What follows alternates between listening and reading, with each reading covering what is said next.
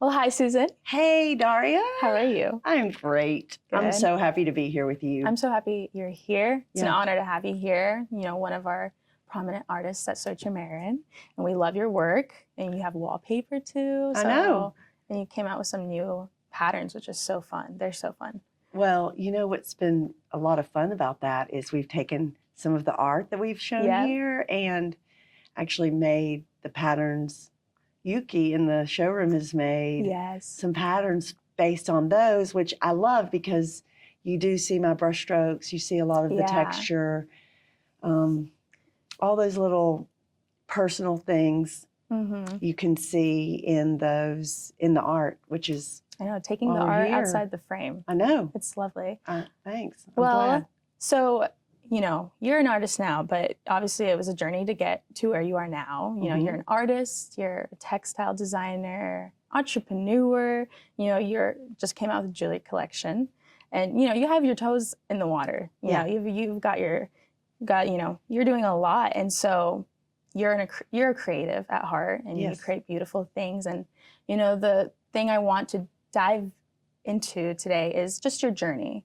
You know, a hero's journey is, you know, you're starting off summer with a dream and you're working towards, you know, towards that dream, but there's going to be bumps along the road. And, you know, a lot of people who face, you know, kind of the journey feel that they want to give up because, you know, it's not always going to be rewarding and it's, you know, you're digging a hole and then you might put down the shovel, but little did you know you were just one shovel away from your breakthrough. So I just want to hear just about your journey, you know, even when you started off as a kid, you know, were you into art, you know? Yeah, of course. Yeah. I mean, I think I've been, I have been artistic since I was a child. And my mother used to put me, I grew up in a really small town, but there was a really famous oil painter and a watercolorist in our town. And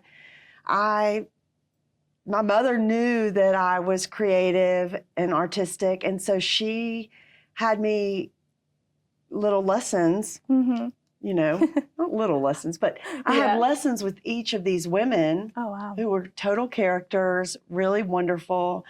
I actually worked in one of their studios. They would have, you know, life drawing classes. And so I would help pick up and clean up after the sessions, and then I would get my own lessons. So any opportunity to have those experiences I was given, which is great. Now, I will say this, that when I got to the time to really consider or go to college for art, they were afraid. Really? And this is a story I hear a lot.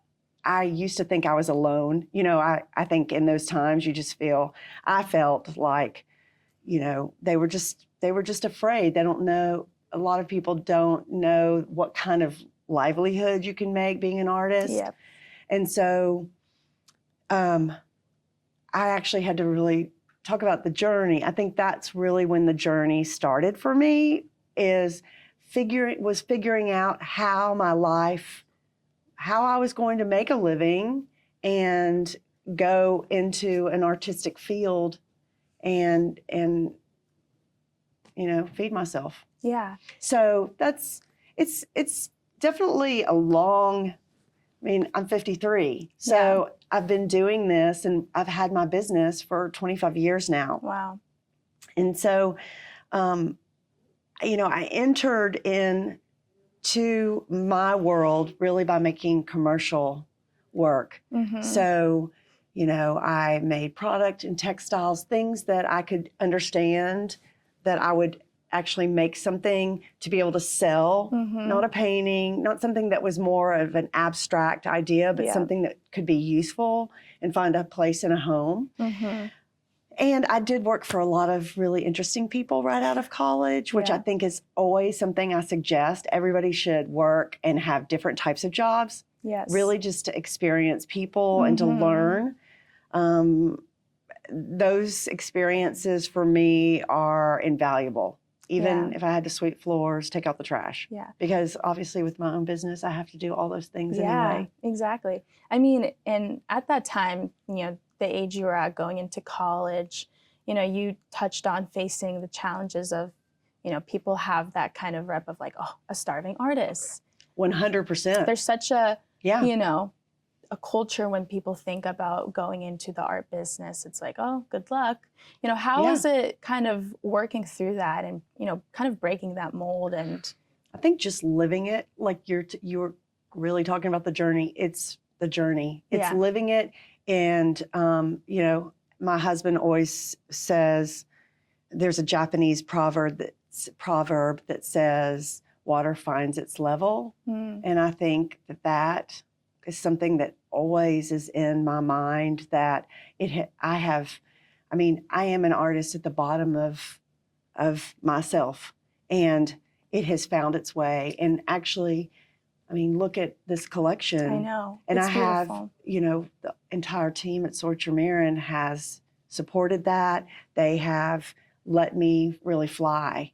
And you see it here. You see the amount of work I've been able to generate and make in different mediums, which I do in my regular studio work. I do dabble in a lot of different mediums. I just find it fun. It gives me, it's learning different techniques. I like to learn. I'm curious.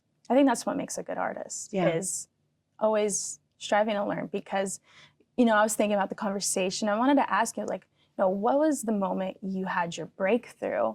But then I was thinking about it. I'm like, once you hit, at least in the fairy tale stories, once you hit your breakthrough, you never really know what happens after. But honestly, I don't really know. I had a breakthrough in my studio the other day with my oil painting. Yeah. I had gone to India.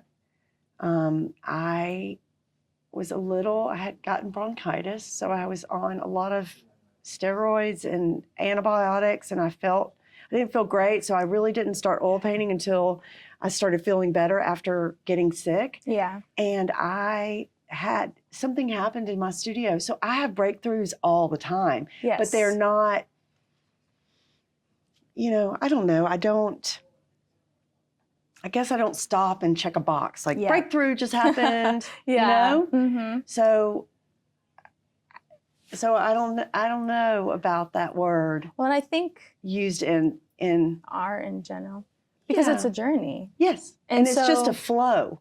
Do you think there's maybe young artists today that kind of are looking for the breakthrough, but don't realize that it's actually that they're in it? They're in it. I think that is what it is. Yeah. I think waiting for some lightning bolt to go off is. I don't think that exists. I think it is about. Just because I've been doing this long enough, and I do love sharing about it, because I think a lot of people might keep that really close to their chest, and I think it's helpful for people who are younger to know that, sometimes lateral moves, and they're very subtle, almost like plates of the earth. They're very subtle, and just a practice of constantly going in the studio, constantly just putting your brush to the canvas, cutting the paper, using the gouache, trying a different technique. Even things that are uncomfortable are part of that journey. Yeah. And if you don't have those, then you're not growing. And you may not hit that, like me. I've been oil painting for quite some time. I have been frustrated by that medium. I'm not going to lie. Yeah. For many different reasons. Yeah. We could get into that, but I'd be here for a very long time. But so when I had that feeling, and I think the feeling was that I clicked into a zone. I clicked into this zone of freedom that I hadn't felt. Wow. And it was really amazing. So now that has to take me to a very uncomfortable place. Yeah. Because that freedom means that I don't maybe finish things the way I thought I had to. Mm-hmm. It is that I leave things undone where I'm happy. Yeah. That is itself a big choice. Mm-hmm. And it may not be successful Yeah. monetarily, Mm-hmm. but I feel like now it's successful because I'm at a place where I'm like, this is where I want to put the period at the end of the sentence. Yeah. Right here. That's beautiful. So that's great.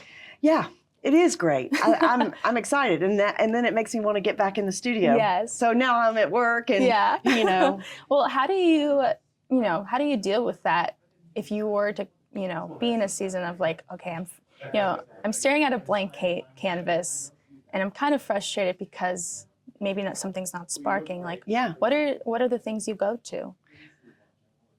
Well, back to that practice of painting through that. Yeah.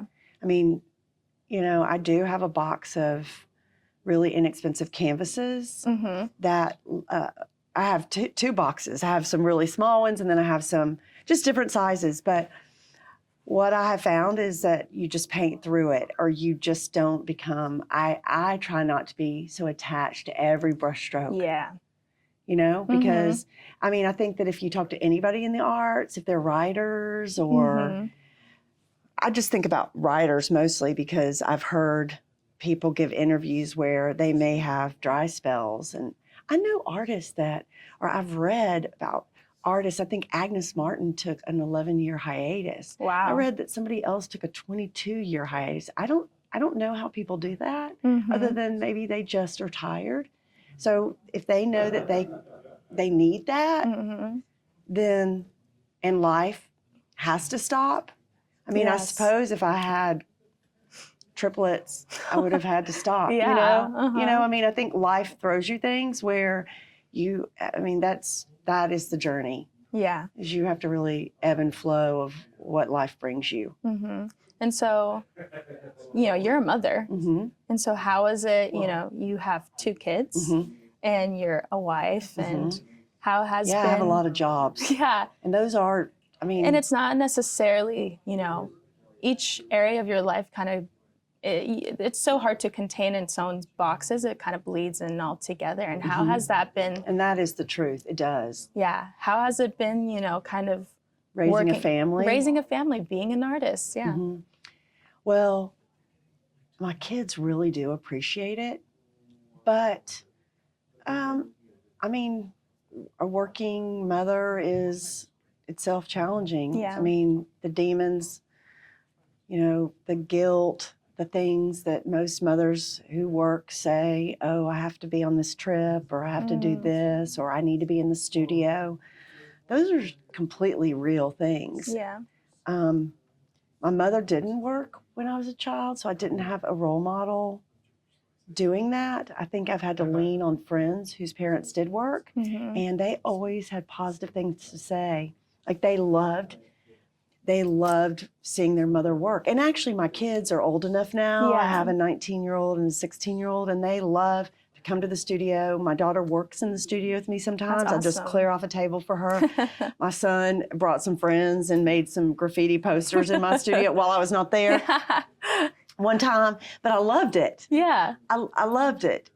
I loved that they felt comfortable to come in there, and I think they like seeing me doing something that I love. And if I can show them that is the most important thing in life, if finding what their passion is, whatever their journey is, then I've done a great job being a mom. That's good. So it's part of that. Yeah. Well, it's beautiful how life it does blend, and it should.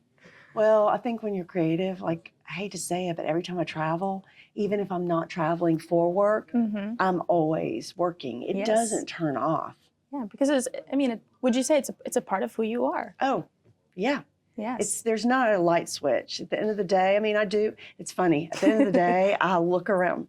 I sound a little crazy, but I look around, I'm like, thanks, studio. And in the morning, I'm like, good morning, everybody. Whoever's in there. That's beautiful. I mean, And so life is a source of inspiration for you and your travels. Yes. So I would love to, dive deep into, your recent travels. Oh, yeah, because I have, I think when I was raising my children, I was able to come to market because it was, I had to come and work, and people would say, oh, I don't want to go to market. Well, I didn't have to cook or do laundry. And so there was and it was good because my husband got to see what I did at home and working. So there were some great things about that. Mm-hmm. But in the past 3 years, probably, I think it's because my daughter, she had studied Japanese, and I told her that when she was finishing college, high school, that I'd be happy to take her to Japan. It's somewhere I've always wanted to go. Yes. And I have been fortunate to travel, but I just haven't gone there. Yeah. And because of COVID, Japan was closed. Mm-hmm. And so we had to delay our trip by a year, which was okay because we wound up then going to Egypt. I've always wanted to go down the Nile River. And she was up for anything. She actually was born to travel. Really? She loves it. She loves different cultures. She loves language. And so we went to Egypt. And we took a quick jaunt to Jordan, to Petra, and saw the treasury and that UNESCO site, which was amazing. Yes. And had such an incredible experience that in turn, I think that trip was the jumping off point. She traveled and lived in Nepal last semester. Wow. So basically, we went to Egypt, and then we went to Japan. Yes. She's a great travel partner. I was able to get so much inspiration, as you can imagine. Yes. And then before Egypt, I had said that I had studied jewelry design. Yes. I'd been a sculptor in college and painter. Mm-hmm. And so the jewelry was really just a shrunken version of that. And my sister and I are opening an art gallery in Texas. Congrats. Thanks. We'll have plenty of Soicher. Can't wait to see it. I know. I'm excited about that too. And so it was kind of time. Mm-hmm. So I found someone to carve wood it was just a very random happening. Mm-hmm. I think things are not random. I think they're meant to be. Yeah. I'm a believer in that. And last November, I went to India actually, it was my second trip to India, but I had been there only like 25 years prior to that. Wow. Yeah. So, and it actually was the springboard to starting my company. Wow. So India has been a place that has been very transitional, or just a lot of things born from there. A lot of things have come out of my travels to India. And I feel there's something electrifying about it. And now that I've started the jewelry, it's kind of opened up a world that there's so many craftsmen, and it's endless. So I hope to spend a lot more time there. Yes. Yeah. And so what are some things you've taken away from India? Well, of course, the colors. I think the palette is, it's desertous. And so you've got this if you can imagine, Dariya, the sand and this neutral palette, but then these shocks of color, the saffron and the hot pink. Yes. And it's like a lightning. I was going down the street that I hadn't been, and this friend of mine that I was with, he said, "Oh, you haven't been down the street yet." And I was like, "No, I don't think I have." Well, there was this, and I showed you this video. I have this gorgeous video of this fuchsia. Yes. I thought it was a curtain, but actually what it was there were dyers on that street. So there were vats of colorful dyes right on the street here, and then they were hanging them in front of this gorgeous old Haveli to dry, and there were fibers that had spun themselves around this string and were also blowing in the wind, and this fabric was draping, and it was so incredible. And my friend who's from Jaipur, I think the stuff is just so average. And the dyers over here and me, I'm just like, the color is so incredible. Yes. And, just those little moments are amazing. Yes. And transformative. That's the word I was looking for. Transformative. Yes. And so I feel like I'm transforming. Something's happening. I mean, I feel like we should be always transforming. Well, I think when you aren't, you're fighting nature. I mean, change is the one thing we can bank on, right? Yes. Is that a mindset you had going into artwork? Knowing that I need to grow? I don't think I really ever said it. I think the travel has really made me have the verbiage, yes, the words to put on. It's kind of like being able to use words to really say what your feelings are. Some people grow up with that. I wasn't able always to identify that. That's something I've learned the longer I've lived. Yes.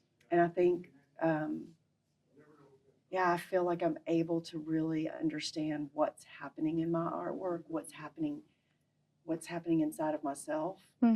Just like I was talking about the breakthrough that I had the other day, I was able to sit for a minute and be like, what happened to make me feel this way? Yeah. And I know, and I was able to say, okay, it's because I wasn't hopping around my studio, going to the collage work, going to the ink. I was focused on the oil painting. So, that was information that was great for me. Yes. Some people who maybe only paint one medium, that may not be their path, but that was something that I found for myself. Yeah, that's beautiful. And do you think it's essential for an artist or for someone in general who is, feels creative to travel? Do you think that's essential? Well, for me it is. Yeah. Again, and some people can't. There were times I couldn't afford to travel. Yeah.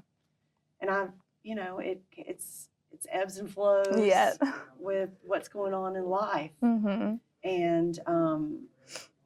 it works for me. Some people might like to go to the desert or the Grand Canyon or Sedona or, I live in Georgia now. So right now it is in full bloom. It is the most spectacular place.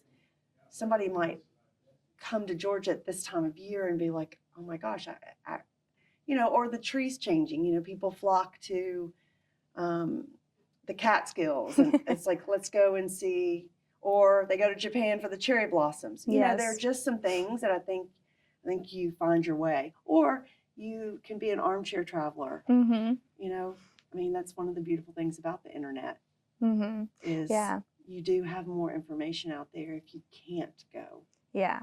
And so when you were becoming an artist, it's, as a young artist, it's so different from young artists now with the internet and with social media. I can't imagine. Do you think it's harder for the generation now to pursue artwork in an intentional and in a real way versus when, your time when you were, a young artist, working, going through the journey? Well, I think you and I were talking before this all happened about that because I didn't have a phone when I was a child, I was able just to daydream. Yeah. So I know how to be quiet and daydream. I have to remind myself sometimes. Yeah. Because we do have access to a lot of information. I do wonder about people who are starting out now, if there is a way to break from that information or that desire or knowing it's there. I know when I really start working, I have to put all of that down. Yeah. Even when I'm designing, a product, I have to put it all down. Magazines, any of the, back in the day when magazines were such a important, still love magazines. I love paper. I love the physical Yes. action of reading a magazine. But, you know, I used to have to put magazines down because, you know, for me, I'm supposed to be, and I feel like I am on the front end of a trend. I create a trend. Yes. I want to be that trendsetter. Mm-hmm. I don't want to follow along, even though, you know, we have Paul Klee and Matisse and, you know, Sonia Delaunay, all these incredible people to look to for art. I still think it's important to quiet down and really dig in. But all that information does inform us. Yes. You know, and I think with a young artist, I don't know how you wouldn't, you know, because you study in art history, you study, and nothing is, you know, they say nothing is original. I don't know that I agree with that. Really? I don't know that I really agree with that. Because I think if you're creating something that is, you're in the zone and you're really creating something, it's yours. It's your pencil mark. It's your brush stroke. It's your cut with the scissors. That's something that no one can take from you. Yes. You know? So I don't know. I think I probably got off track and didn't answer or just kept rambling on. But you can bring me back around. So yeah, I mean, I was talking about how do you feel like it's harder for the generation now to step into and to becoming an artist and finding their voice versus, you know, when you were discovering your voice as an artist? I'm sure the generations before me thought, oh, how would they ever be creative? Yeah. Well, that's the thing too. It's the unknown. Yeah. You know, if you think about it, it's like, I don't know what it would be like to grow up with a phone. Yeah. I mean, we have to put our phones down, but you had to put your magazine down. Yes. So there's always something. Yeah. That's interesting.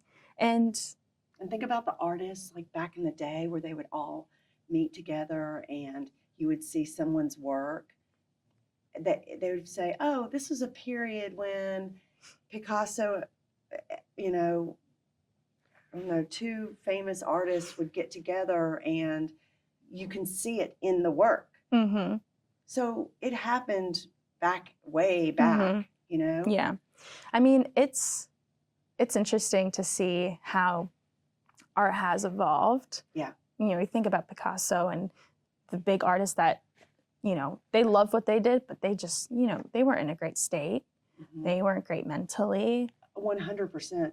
I always think about one of my favorites is Hilma af Klint. Okay. And she hid her work for over 100 years. She wouldn't let it out because it was so unique for the time that they would have thought she was a devil worshiper. Wow. Or, you know, a lunatic. That's crazy. So if you think about that, you know, that's like we don't have that. We don't have those obstacles today. Yes. What are the obstacles we have now? Is it comparison? I think it is.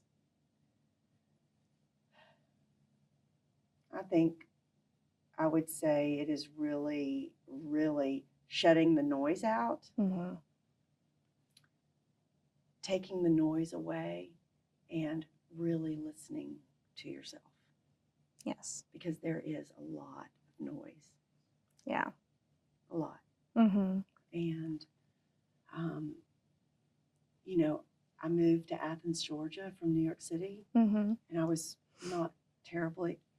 Athens is a wonderful place. It's been a great place for me, but moving from the city, which I loved, it gave me my voice, was hard. But I was forced to be in a very quiet place. It was a polar opposite. And I didn't know what I was going to do with that quiet. Well, the quiet is really where I have found another voice, a very important voice. And so, you know, I think those things, I didn't know I needed that. Yeah. You know, sometimes you have to just do it. or find your way there, Yeah. the journey. Yes. And then things reveal themselves. Mm-hmm. And so that move probably was uncomfortable and you didn't want to do it. Oh, yeah. And so Yeah. maybe I believe sometimes young artists now, because of just how, the culture is, everything's kind of, comfortable. So how would, it might be harder for someone to feel uncomfortable because what they only know is being comfortable. And how would you say, what are some things you would say to someone who isn't open to change or open to, being uncomfortable? And well, that probably is just reflected in the work that they make. Mm-hmm. And it might be that they found their niche. Mm-hmm. Yeah. Because you can't fight that. Yeah. So they may make more structured work, things that, have their own presence. I mean, I do love some very structured art. I think it's that person's journey. Yeah, each individual's. Yeah. It is it is. I mean, I think we have to think, okay, that is their own walk, their own journey. And it's not really about us defining any of that. It's just seeing what the output is. Yeah, that's good. And I wanted to know, what are some things art has kind of, surprised you? Or what are some things you never thought you'd be doing with art? Oh, well, that's Dariya. I don't know that if you had told me that I would be designing furniture. Wow. And lighting. I don't know that I would have thought that's where my path would have gone. I think it's been so incredible to be able to express myself that way. Yeah. But what I have really learned is I love working with different materials. I love it. Yeah. And I'm very hands-on. I love to go to the factory. I like to get dirty. Yeah. I mean, art school. Yes. I like to get dirty. I like to be on my hands and knees looking and making sure, that half an inch is correct for a scale of something. I think in art, there's so much with how the art falls on a canvas and the negative space. And that I've been able to interpret that into different things and different products that I've made. Wow. So that's awesome. And how did you get into furniture? And how did the opportunity? Well, the fabric led to the furniture. Oh, nice. Yes. And so the fabric was basically a canvas for my art. Yeah. So it's really full circle. Wow. Yeah. That's beautiful. And you said you always knew that you wanted to be an artist growing up. Was there ever a moment you felt like this is something I don't want to do, or, Yeah. Oh. In my career?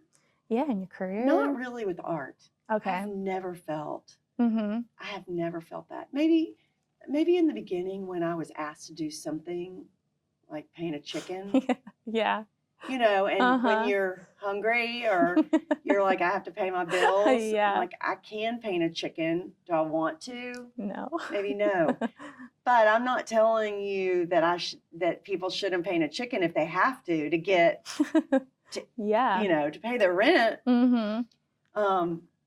You do have to, I've had to make art that is maybe more for a certain holiday or a certain field.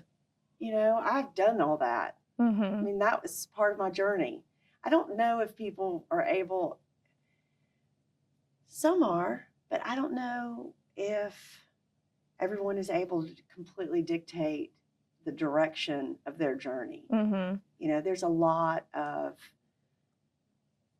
taking a path that you need, you need to think about your shelter and your food and your health and all those things. And so, I've had to do things to keep the electricity on. Yeah.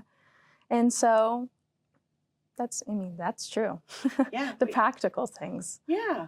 Yeah. But, I find that it's led me here. Mm-hmm. So it's all part of, even if I was never miserable doing it. Yeah. I think I would just find joy in whatever I had to do. That's good. I tried. Yeah. Sometimes I'd be like, oh, no.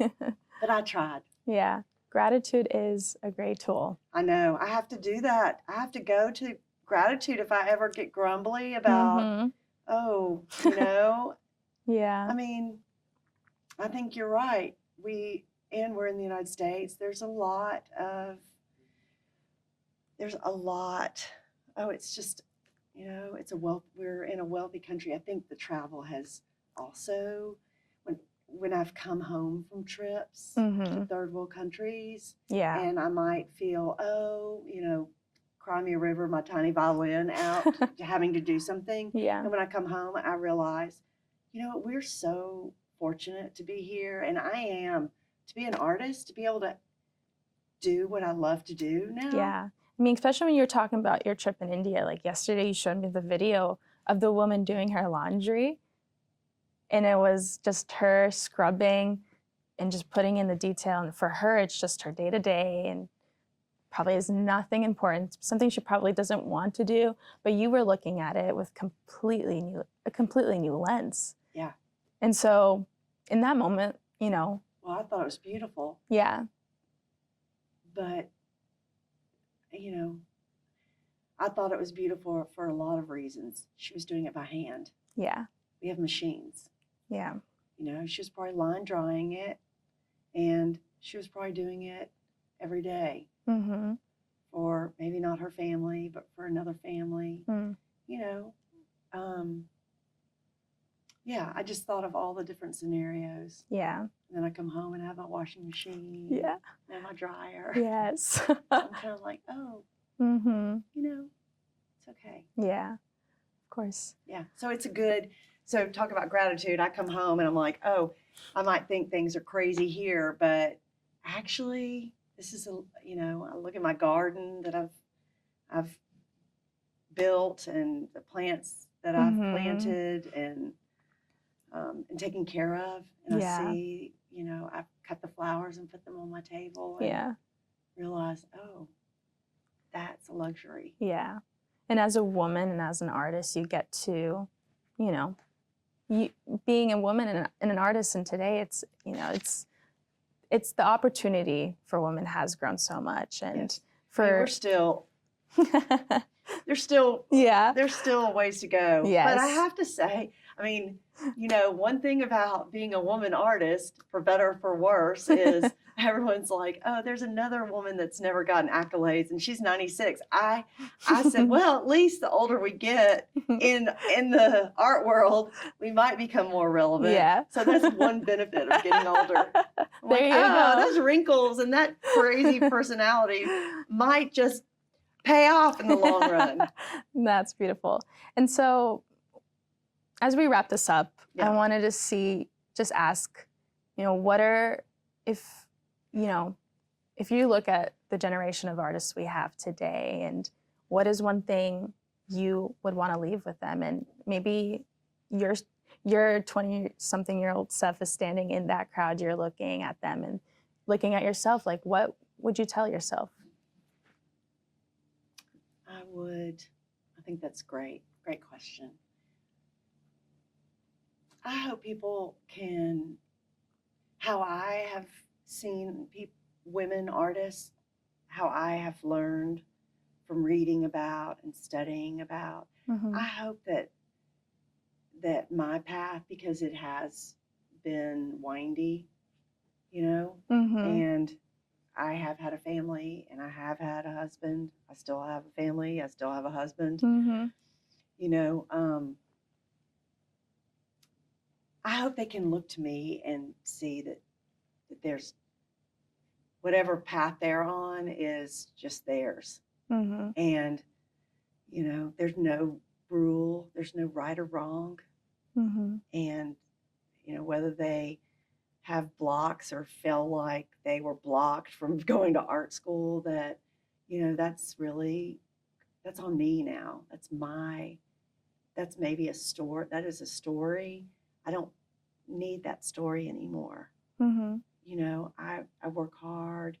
I make my work. It will continue. Mm-hmm. I mean, I feel very confident in my path and where I'm going. Mm-hmm. I just want all those years Mm-hmm. to keep growing. Yeah. But I just hope it's an interesting. I feel like it will be. It has been an interesting tale that someone can look and say, "Hey, she didn't do it like anybody else I've seen." Mm-hmm. And I'm sure she didn't know exactly what was going on or what the next move was going to be, or that lull was actually just quieting down for the next step or the next breakthrough, Mm-hmm. or the next travel that inspired her. Yeah. I mean, you can see that in hindsight. Yeah. We all can't. Yes. I mean, even today, me talking to you, I have no control or know nothing about what is coming. Mm-hmm. So I have to make sure that I'm grateful for today. Yes. And for the place where my art has gotten to, and know that it's going to change, and it's up to me to keep growing. That's good. Stay curious. Yeah. Well, thank you. Yeah. That was great. Thanks, Dariya. Of course. I know. It's really sweet. Aw. Well, I enjoyed it. It was a great opportunity. Thanks for letting me talk about myself for so long.